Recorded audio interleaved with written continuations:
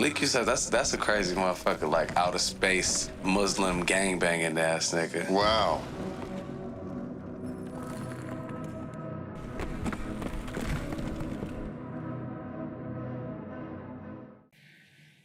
I have had a bunch of different iterations in my life, and the FAM podcast and book series is very important because it allows us to become,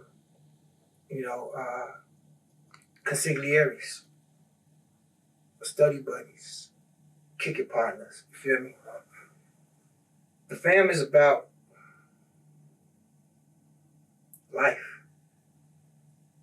Choosing for yourself your own family, your own community, really. Because even a family, right, is like a community. Inside your household, there's a community. And then next door to you is a community. Your neighbor is part of your community. Then the block is a community. Then the extended neighborhood is a community. Then what we call the collection of blocks and neighborhoods, we call that a community.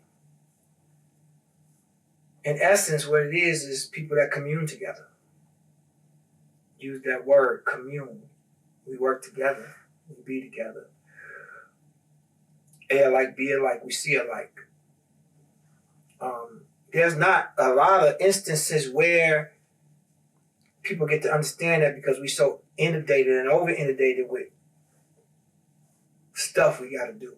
Obligations, responsibilities. But in the grand scheme of things, shit can really be beautiful. And I'm going to cut right into it. So, y'all know that I do a number of things. One of those things I do is produce, write music, do poetry, singer-songwriter, all that. In those different travels in my life, I've seen a lot of different things take place. Today, what I want to really talk to y'all about on the music side is a song called All of the Lights. Some of y'all heard this story before, but I'm going to give you the blatant details of this story. We were in Hawaii at the studio where we made 808 Heartbreaks. So this is directly after the debacle with Taylor Swift.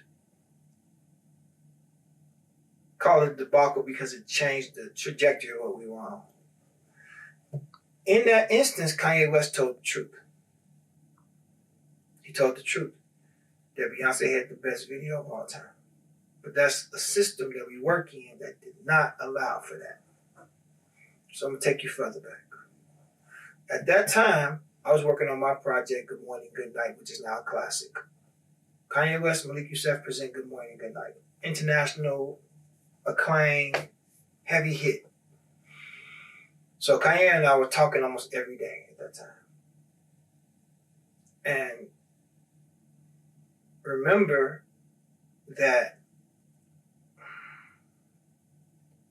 808 and Heartbreaks was the latest album we had out, and it was going crazy. And the song Heartless was all over the radio, every country. My royalty checks were coming in from everywhere. Uzbekistan, Transylvania, it was crazy. Places that I had been maybe once or never been or been close to there.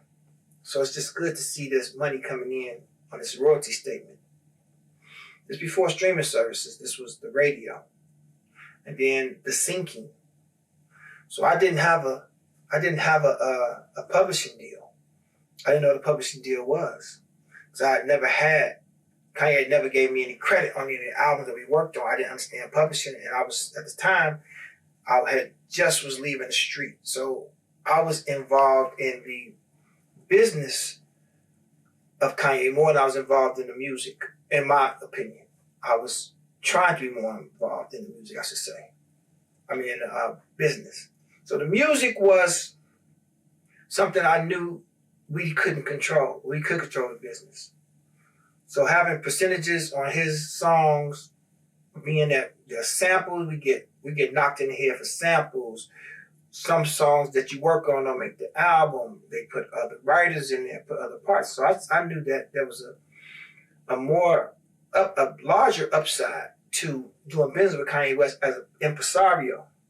Liquor deals, clothing deals, shoe deals, endorsement deals, commercials. So I wanted to be on that part of the Kanye West experience. And he said, yeah, if you write these songs for me, oh, and with me, because one time he said, no, you're not writing songs for me, you're writing songs with Kanye, not for Kanye. And it's true.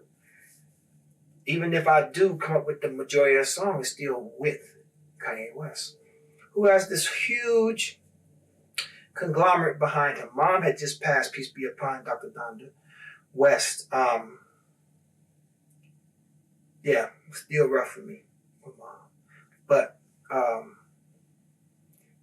Def Jam, Rockefeller, Good Music. We got, a behemoth behind us. We throw the rock in the air. We throw the rock chain on. We was, man. So all these things were happening. So we had an event. My album had just came out. And we had a Good Music event at South by Southwest. So he said, everybody got to be here, all Good Music artists. We have a big meeting. They filming it. I guess he struck some kind of television deal or web deal or something like that, some kind of media deal. So people would hit me like, I see you. I'm like, oh, they filming this? And this is when the world get introduced to the lovely, elegant, regal Amber Rose. I mean, when she walked in, I was like damn, But you gotta understand, this is like year 6 into the Kanye West experience. You feel me? Like he's famous now, like full on famous. Like 808 and Heartbreaks really sent us over the moon. Even after the debacle with George Bush, which was what he said was true yet again. George Bush does not care about black people. So Amber walked in, so I texted him. I think we was on Blackberries at the time. I said, damn, she like one of my bitches. Nigga, like what, Because everybody know I be having bad bitches, right? That's like Malik Yusef hallmark. All praises due, because I wasn't very much loved by my mother.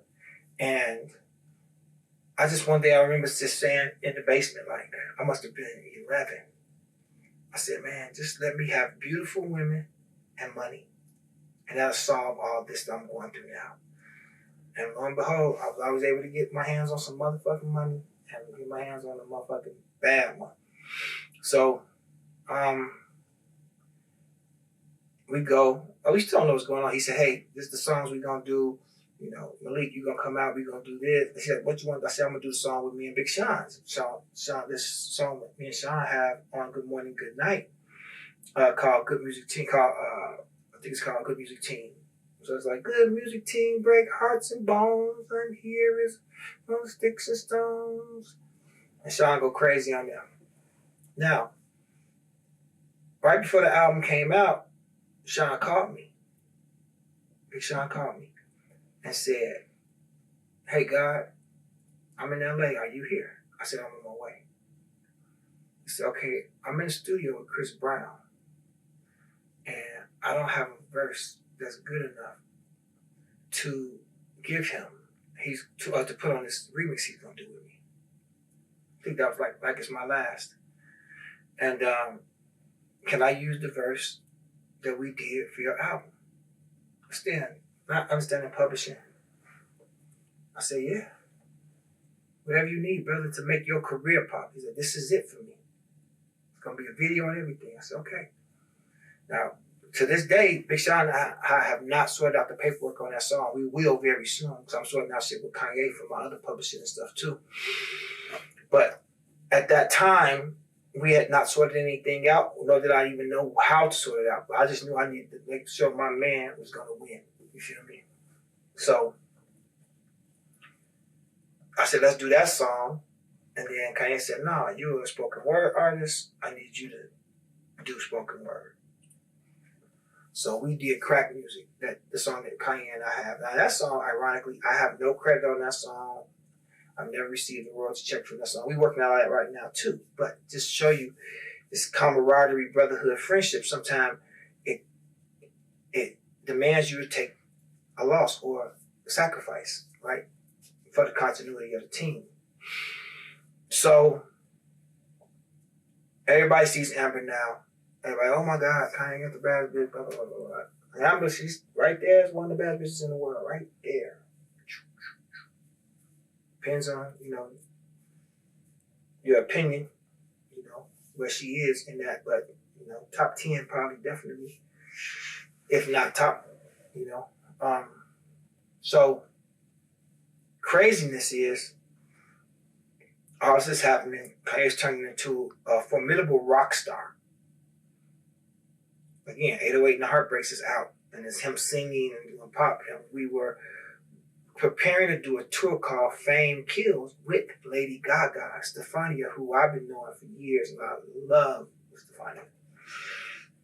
And then Cudi was going to, I think, be on the tour too. Now, I did several tours with Kanye at that point, and this was going to be the biggest one by far. Gaga was coming into her own.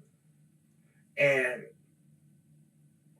my album had dropped, and we had like platinum IOs with just initial orders all over the world. Like we were shipping platinum. Like I was like, damn. And as an independent artist, it was crazy because I'm talking to Def Jam every day, and they don't own the property, but Kanye's on it, so it's just crazy. So when you have this convergence of perfect storms to make one huge thing happen, that's what was happening for me, happening for the team, for good music, period. Cudi, he was on fire. He had Day and Night, was on fire with that. It just was so much happening at the same time. Sean was into his own. John Legend was already in the air, and Common, and it was a crazy time for good music. And when I got to New York, I was doing a party. So I had flyers, and Kanye's lawyer called me and gave me a cease and desist and said, "Hey, you can't use the logo." I said, "What do you mean I can't use the logo?" And we went through a bunch of stuff that I'll talk about in another podcast. And I was like, "You gotta take you guys cancel the event." I said, "I'm not canceling the event." So I took the flyers down, which hurt me to my soul because I helped build good music. I was there at the very, very beginning in the hotel room. We built it, communicating with Steve McKeever, who owns good music and all that. So I'm crushed. Now, this is after the MTV Awards, so Kanye's supposed to come to my event. I'm calling him, I'm texting him. They already on the red carpet. He's already Hennessy'd all up. He got Amber with him. He rockstar shit. Black leather, grabbing on a bad bitch ass, boom, boom, boom.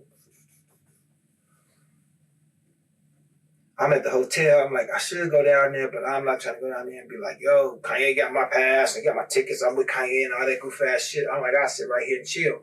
So I had some guests and some people I was working with that wound up being bogus for the promoters, but nevertheless, man, Kanye walks onto the fucking stage. Walks onto the fucking stage, man. Takes the mic from Taylor Swift. And hell breaks loose. So only thing I text him is, do you need me? Are you in danger? So I got some guys in New York, some of the Stones, some of the Bloods, Winds up, he gets out of there.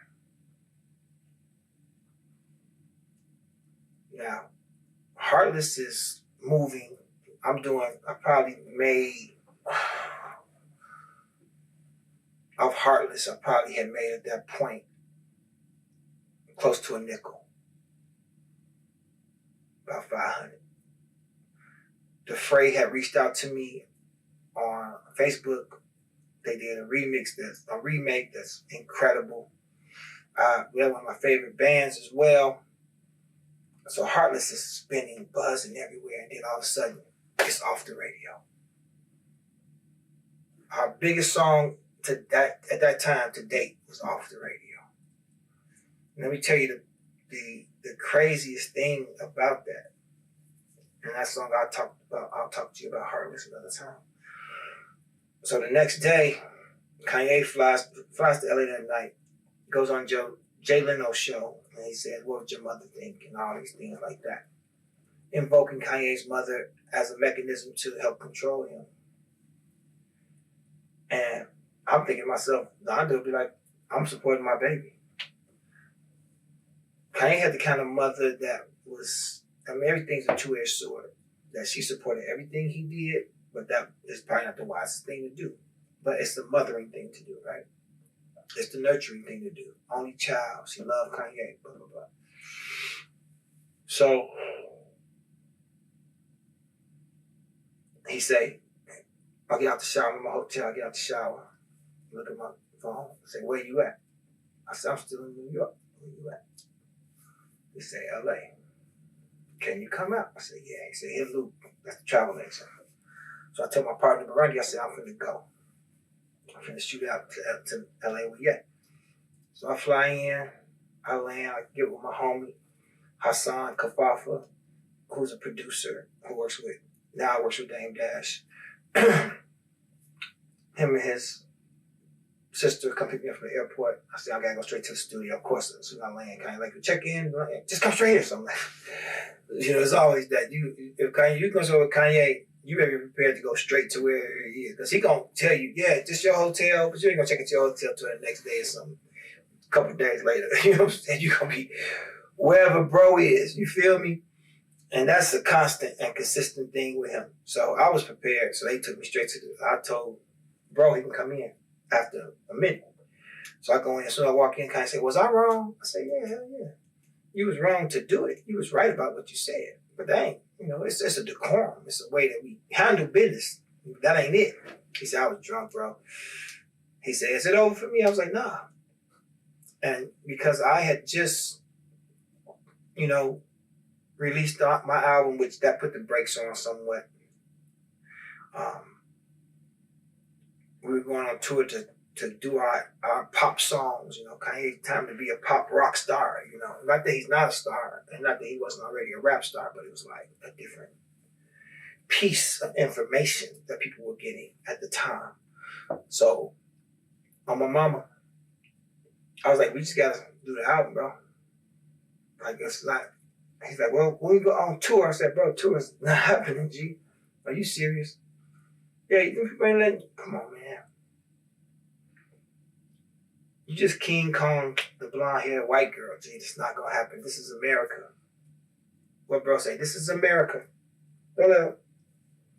You could be the nicest, kindest person in the world and still be somewhat racist in America and feel offended about people saying things about white people. Even though it don't really have much to do with you unless you identify, but it still feels that way. That's why racism is so difficult to solve, because so many nuances and there's feelings involved, and ideologies and beliefs and facts and truths and hidden information and so on and so forth. So he's like, "We gonna just work?" I'm like, "Yeah." So he brought Bink out, and Bink played some music. He's like, "I need everybody. We need to work on this album." I was like, "Yeah, 100%. Hell to the yeah, we need to work on this album. 100,000 billion%, G." So I brought my homie in. He had some beats. But Kanye was just interested in getting to this album. He said, let's work on the album. I said, "I don't know about LA for the album, bro." He said, "You think we should go back to Hawaii?" I said, 100%. We did 808 and Heartbreaks in Hawaii. I feel like we could do it again, right there. And he got, Amber Rose, who's so sweet and so nurturing and all that. So I'm like, "Yeah, it's going to work. She can come out there with you, blah, blah, blah." Now, at that time, I was also in the middle of going to be married. You know, my girl had just had my daughter, and I was like, we got to get married. You know what I'm saying? We can't be out here single mother with my daughter, other motherfuckers being around and shit. You know, I'm not that she gonna make a bad choice of a motherfucker, which, you know, females make bad choices all the time. But it's the motherfuckers around him. So I'm like, this gotta go. And she always, you know, tell our kids, like, yeah, it was very unromantic proposal. Like, hey, we have a daughter, we should get married. And I understand now, looking back, how that was not romantic at all. But nevertheless, there's a lot of things going on in everybody's life. So, again, Cuddy was becoming a big star. Sean was I would say Sean was becoming a star. Yeah. Or being a star. You know what's weird about that? Is that Big Sean is a type of person who is very respectful. So he doesn't want to encroach or barge in on anything. So telling Sean to come and be a part of stuff is different because of who Sean is.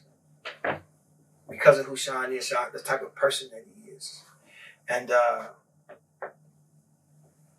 there's a small modicum of information that you should have when you're dealing with like somebody like a Big Sean, is knowing that he knows he's a star. You know what I'm saying? Big Sean knows he's a star. And then so by knowing he's a star, it allows him to be patient, but also be forceful at times. His skill level, his bravado, his personality, all these different pieces of his pie. But nevertheless, so we began to work on this new album because this tour is not going to work. And I think we finally got official notice from Gaga's label, who had put a lot of money behind our marketing. It was like, sorry, my nigga, y'all ain't coming. Even though Kanye was super powerful, they just was like, nah. So we're working. We bring it out. You know, Nikki's there. Me and Ross, we flew in together. Actually, I think I was coming from Jamaica or something, and Miami or something like that. But anyway, we get to Hawaii. Push is there. E-Class is there. Toomp is there. Some of my favorite producers and rappers are in the building. I believe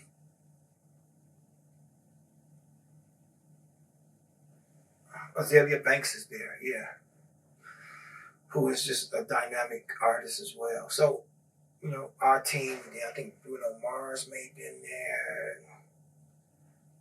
No, Bruno Mars was there doing 808. He didn't get to come in on the album. Tasha Pierce, who is like the biggest MC in Hawaii. And it's just like this fucking circus going on, but this energy of trying to come back. And then I had went and did ASCAP, and I saw Timberlake. I think I shared the stage with Justin Timberlake at ASCAP, and he was like, man, Malik, stop worrying, man. The antidote is to make a hit record. All the begging and public apology, all that shit's cool. Make a hit record. So we start working on shit. Dun, dun, dun, dun, dun, dun, dun, dun, dun, dun, dun, dun, dun. And it was Kanye talking in the mirror. I will never ever let you let it down. No. So we writing that. There's just so much power going on in the studio. No pun intended. It's all power. So through all that morass, we had this song. I mean, Kanye was in his most hyper state at that point. Because soon after that, we would do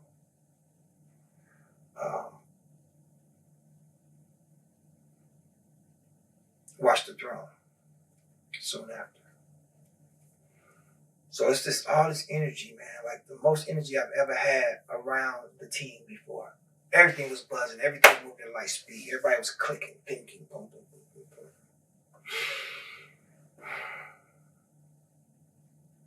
Man, we had this song, Ghetto University, and it said, the champ is here. I said, the champ is here. The champ is here. I'm like, man. He's like, this song is cold. He's like, but this gonna be the single. This song that we eventually put out with Kendrick Lamar called No More Parties in LA. And he's like, this the single though. And I love that song, Ghetto University, with the champ is here because that's Muhammad Ali. I'm a Muslim from Chicago, South Side. Like, he was my hero growing up, still is my hero. Peace be upon him, may Allah be pleased with his journey. Me and Mike Tyson talk about Muhammad Ali all the time. We really dissect the life of him, not just him as a boxer, you know, the life of him as a family man, as an orator, as a leader, you know, as a friend, a brother, a son, a father, a husband, you know, a nemesis to a lot of people, a nemesis to America, you know, a rebel, a political figure. So that sample meant a lot to me. Boom, boom, boom, boom. The champ is here. I said, the champ is here. So I kept working on that song. He's like, work on the single, Malik, which was Party in LA. I'm like, that's not the single, bro. He's like, it is the single. It's the single. It's for my album. I was like, it's not the single, bro. Dark Twisted Fantasy, man, you know, this was being born. We didn't know the title of it yet, I don't think. And so I wrote something for Dark Twisted Fantasy. I wrote it was like, Los Angeles, there's baby no more parties in LA. Los Angeles. So I hit with the, please baby no more parties in LA. Will not catch my Ferrari parked in valet. I can call the reppin' Bacardi the chalet, mixing the light in the dark like Halle. Los Angeles, please, baby, no more parties in LA. I had crazy. Y'all know I'm good with hooks. Shit went from that hard part to that singing.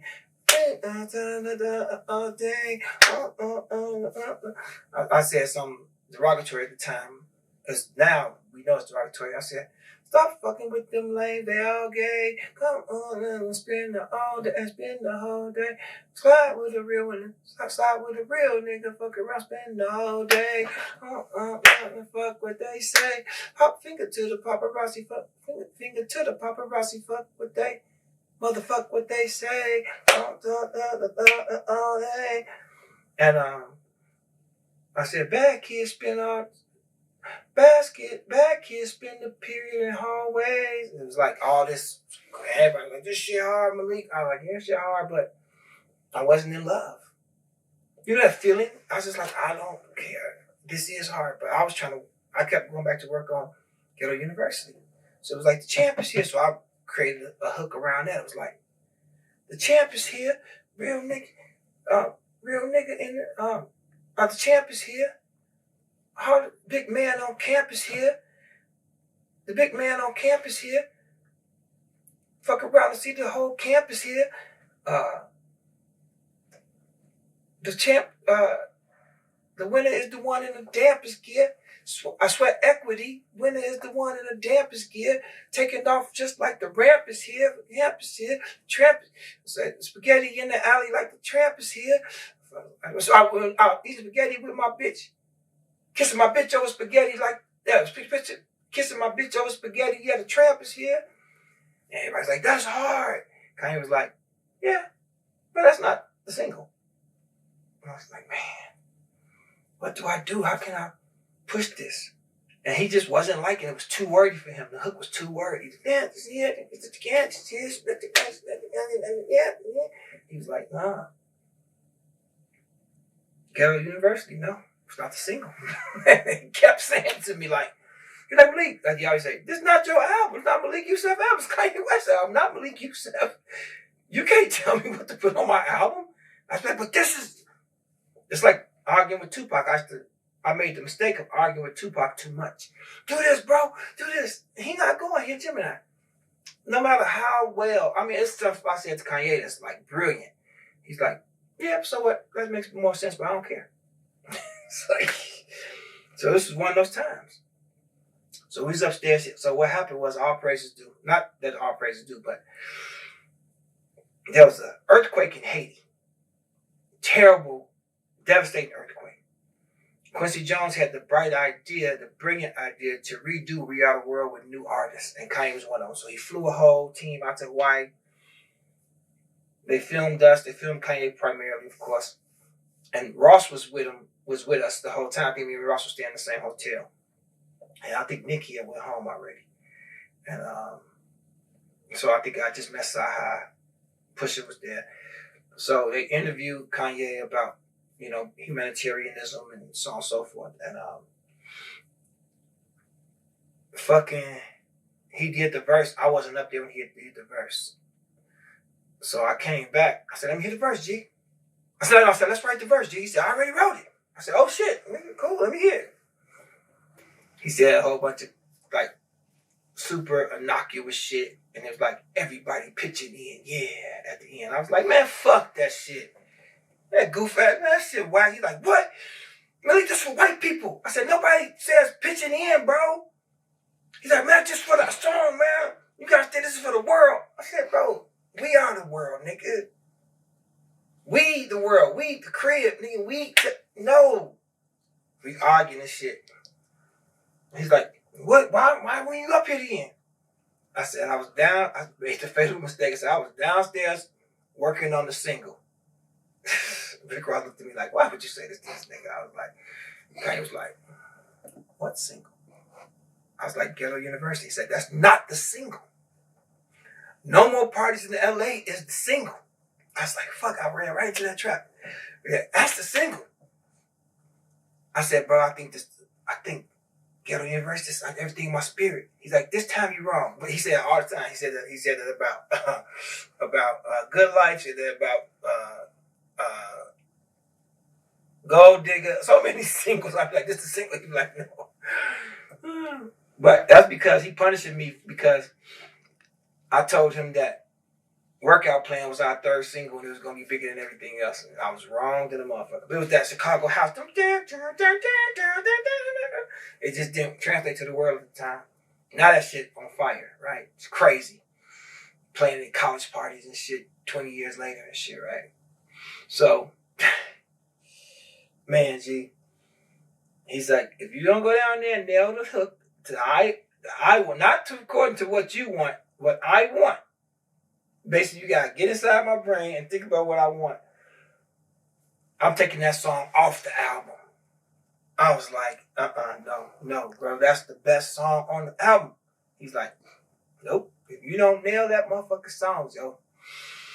So, of course, I'm nervous. I'm trying to calm myself down. Ross was like, you got it, Lee. That was the time I was thinking about even doing a deal with Ross of Maybach Music. Me and Ross still tight. We always talk about like signing over there, but I'm signing good music. I'm signing yay, but whatever. So I go downstairs. I'm nervous a little bit. Jeff Basker is there. Really Doe is there. Really Doe goes out. Drew is is helming the ship. He's the engineer. I say, bring up the single, bro. Bring up Ghetto University. So I'm going back through it with campus here. There's my bitch, like the trap is here. I was like, it's too much. I was like, what was saying? Atmosphere. It's like too esoteric. It ain't hood enough. I'm trying to think of shit to say. I said,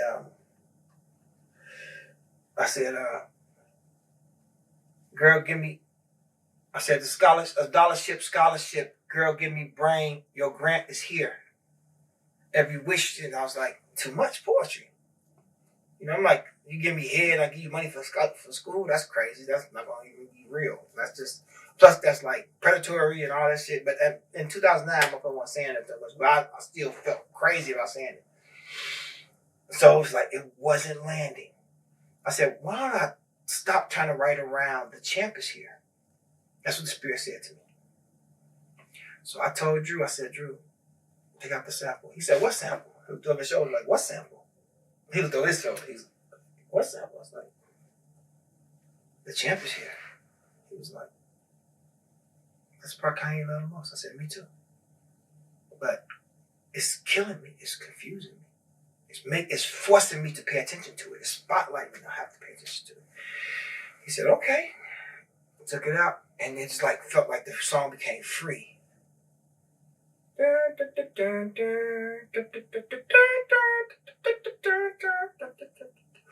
Now, the interesting part about this is that we have been trying to nail the hook the whole time. I've been pushing everybody. I pushed Cudi. I pushed Elton John. Elton John came in right for his birthday, and he was playing keyboards. And I was like, man, bring all the keyboards.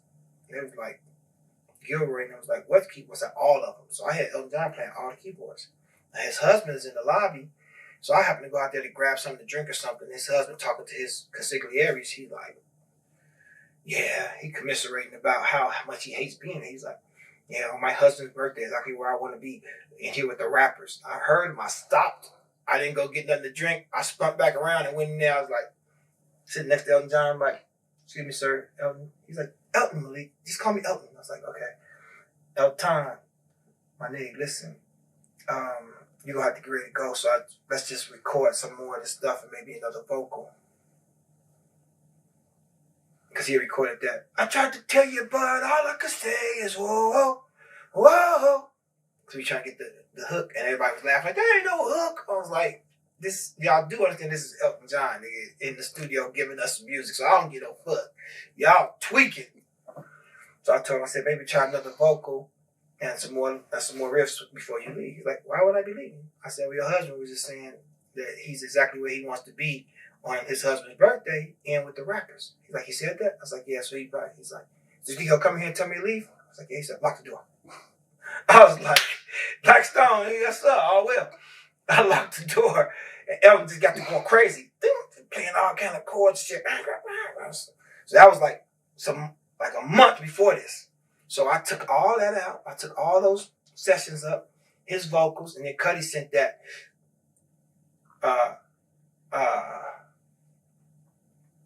that part of All the Lights with him singing it. He did that from New York because he couldn't nail nothing while he was there. But he said on the airplane he had a premonition, and it didn't sound good by itself, isolated. But in context with all the cacophony, it made euphonia. So we started putting them pieces together. And then with Jeff Basket there, who could just play Beatle level shit. So Kanye told me that because they said, wherever you get stuck on writing, start thinking about good times in your life. So I started thinking about my first son, and his first words, which were light. We used to drive through downtown. He'd be like, light, daddy, lights, lights. I was like, hey, lights. And it was at the park. I was like, yeah, it's like, he's to point out all the lights. And I said that at the music was like, oh, I was like, all of the light. He was like, I like that. I was like,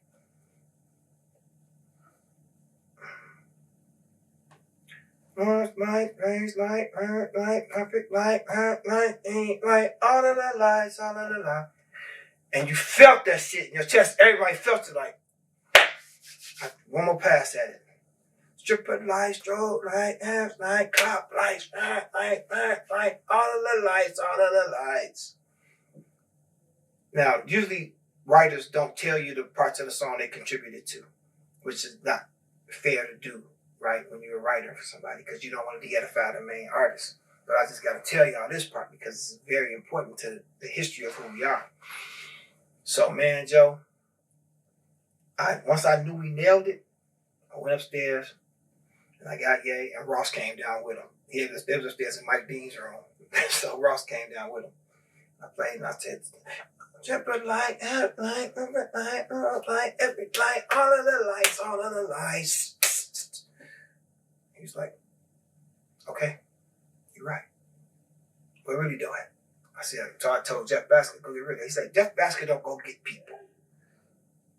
He creates Beatle level fucking progressions. He don't go get people. I was like, okay. I was like, well, guess what? I create hot shit too, but I'm still gonna go get him. He's like, well, go ahead, do what you gotta do. He was mad. He was mad because he wanted no more parties in LA, and that's a good song. And we had that, it was good. But yeah, but wasn't that all the lights, man? And I remember not being able to nail the part where I say turn on the lights in here, baby, because my shit was saying something like weird shit like pop the lights on in here, turn them up so y'all can see me. Something like that. Some weird melodic shit so y'all can see me. Some church shit. It's me. That nigga Dream was like, turn on the lights in here, baby. Extra bright. I want y'all to see this. Like, it's just too good, man. And then Rhianna's voice on that shit, boy. We got to cook in that motherfucking song. And then, of course, I leave, Hawaii, because me and Kanye don't be around each other that much at all. And we do our job. We get the fuck away from one another before one of us wind up dead and shit. Probably me. He probably motherfucker killed me in my sleep or some shit. Because I be talking crazy to dude. So he was like, one day he's like, where you at? Because I was like, I'm at home with my kids. No, I said, I'm watching the All-Star game. He said, you here? I said, I'm with my kids watching the All-Star game. He said, are you here? I think it was in Colorado. I said, no, I'm at home. He's like, oh, I thought you was, he was texting, I thought you was at the All-Star game. He said, we finna do your song. I said, what song? He's like, you know a song. I was like, okay, it's all like the single? And then him and Rhianna came out. I was like, that's why he say, I had to take it to the ghetto university. That's the ghetto university. That's what stayed, was able to be brought over from ghetto university melodically and sonically, and also the feel of ghetto university, because he loved the concept and construct of ghetto university, because Kanye we are so much alike with, the title should be a t-shirt. If the title could be a t-shirt, or now we say hashtag, and that's the story of all of the lights, man. That's the quick version, because this was much more arduous than that. But I appreciate y'all, fam, coming checking out the fam. Make sure that y'all subscribe, hit the like button, subscribe to the channel. More to come. Appreciate y'all. Thank you so much. Hit me on Instagram, Malik Yusef 100. MALIKYUSEF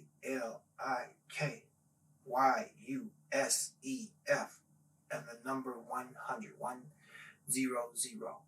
And ask me questions or topics, and we'll bring them up in the fam. All right? I appreciate y'all. Bad kids in the building. Malik Yusef, that's a crazy motherfucker, like outer space Muslim gangbanging ass nigga. Wow.